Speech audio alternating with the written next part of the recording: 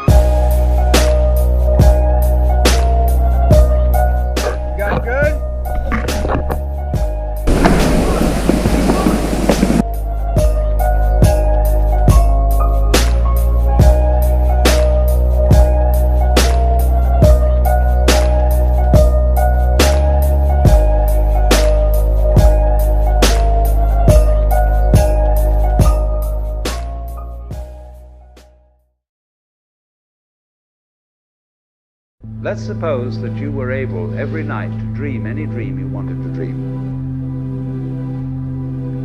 And you would naturally, as you began on this adventure of dreams, you would fulfill all your wishes. You would have every kind of pleasure, you see. And after several nights, you would say, well, that was pretty great. But now let's have a surprise. Let's have a dream which isn't under control. Well, something is going to happen to me that I don't know what it's going to be. Then you would get more and more adventurous, and you would make further and further out gambles as to what you would dream. And finally, you would dream where you are now.